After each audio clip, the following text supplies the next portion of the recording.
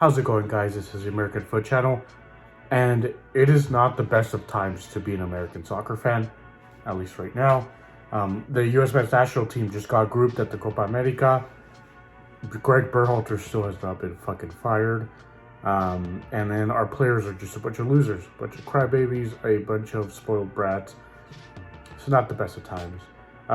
Before I even rant a little more, guys, don't forget to hit the like button if you want Greg Berhalter out.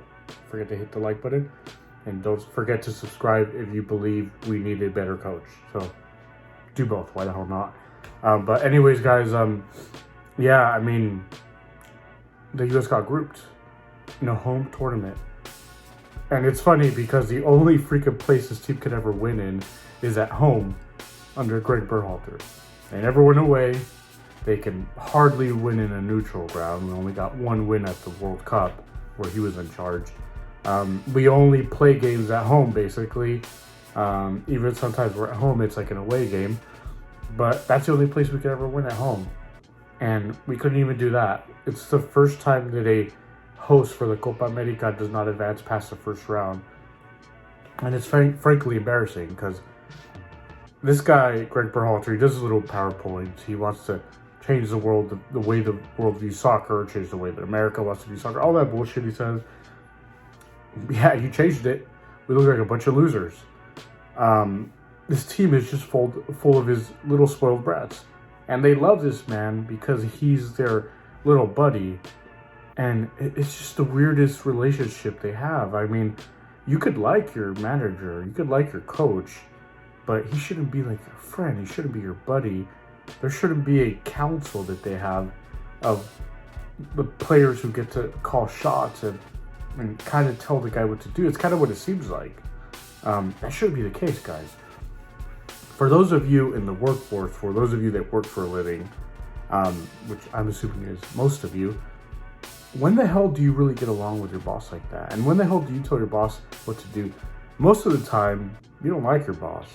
It doesn't mean that they're a bad boss. Sometimes you just don't like the choices they make. Sometimes it's for the worse, sometimes it's for the better. But when do you really like your boss? You know, when is he your best friend or she, whatever?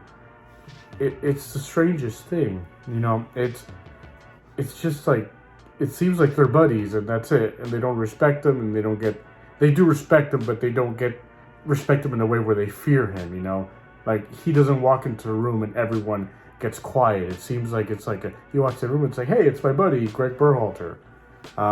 It's the weirdest shit ever, guys. I mean, I don't understand why they try to sell us on this brotherhood culture, but it just seems like that little culture they have is not what it seems to be. And it baffles me. And it baffles me this guy still has a job. You know, I don't know why he still has a job. He should have been fired before the man even got off the freaking pitch the other day. He should have been gone. Look at Ecuador. They just lost versus Argentina, and they fired Felix Sanchez immediately. They did not wait. And this man, Greg Berhalter, which apparently what they released in this halftime game at the Euro Cup was that they're going to make a decision later next week. But, I mean, why not just fire the guy? He's already failed. The team underperforms. The team is just, they're just losers. They don't have that fight in them that we've seen in the past. You know, you look at past teams that were less talented, and I know some of the old school players are going to try to argue that, but it's pretty much a fact that this is the most talented team ever. So, you know, we've seen less talented teams have more fight, pull more upsets. We've seen the U.S. go to a final versus Brazil and have Brazil down 2-0 at halftime. In that same tournament, the U.S. eliminated Spain, the best Spanish team in the world. And we can't even beat anyone that's just slightly better than us. But clearly, a lot of the people in charge at U.S. Soccer don't care about getting those impressive results. It seems like they care more about, well, they do their business. They care more about the money. But it's just the way that, like, U.S. Soccer runs the show. And even, like, MLS owners, they run soccer like it's some kind of, like, Fortune 500 business or a fucking, like, tech company. Like, it doesn't seem like there's a whole lot of passion between most of the people that run shit in this country when it comes to soccer. There are some ownership groups that do seem like they have some passion and they care, in like MLS and USL. But then like these people in charge of US soccer, like they're just like business people. Like they don't really know jack shit about soccer, or football, whatever you call it. We're gonna call it soccer for this video because we're talking about America. But you know, then you have like Matt Crocker shit is what I call him. You know, he comes from England. He worked with Southampton. He had a pretty good thing going there, and he comes here and he just seems like this fool, like just clueless. And from what I've seen as I've watched other people's videos and read, it seems like he kind of wants to keep Greg Berhalter, which is fucking insane, honestly. I really don't get that, guys. He's an imbecile. I don't know if he's in love with Greg Berhalter. I don't know if he goes up to Greg and kisses his big shiny head. I don't know what's going on there. But it's honestly disheartening, guys. And, you know, I don't think Greg is going to stay. I think he's gone after this. Like, in Spanish, you call it a papelon. Like, it's like a fucking, like a mess. Like a absolute shit show of a tournament. And, you know, I just don't understand, man. Like US, these players, we have such talented players, but they're such spoiled brats from what it seems like. They need a guy that's like gonna command the show. Like a guy could be like, nah, you guys are gonna listen to me.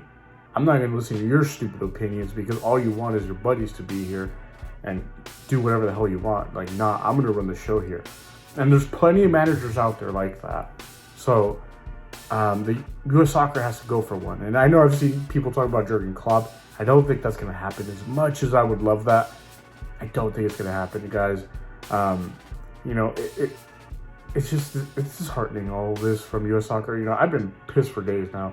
I've cooled down now because, you know, this nonsense happened days ago.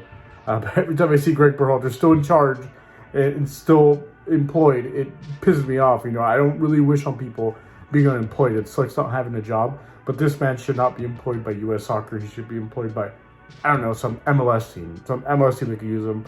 Hopefully not my Quakes, because I don't think he's going to do a good job there either. But, yeah, guys, you know, it's just frustrating. And, like I said, we need a manager who's going to command this team. Who's going to push them beyond their limits and push them to get a result against big teams and make a great run in this next World Cup that the U.S. is hosting, by the way. So something has to change. Something has to change in U.S. soccer. Clean out house, bring in new people with real ideas, people that don't try to run this shit like a tech business. You know, things have to change in U.S. soccer, guys. You know, it's honestly frustrating, all of this. And these players, honestly, they're not without blame. Like, these guys, they have a lot of blame. It's not just Greg, but a lot of it is Greg and the people in charge. But anyways, guys, who do you think we should hire as a new coach? Let me know down in the comments. Don't forget to hit the like button and subscribe. You'll have a good one.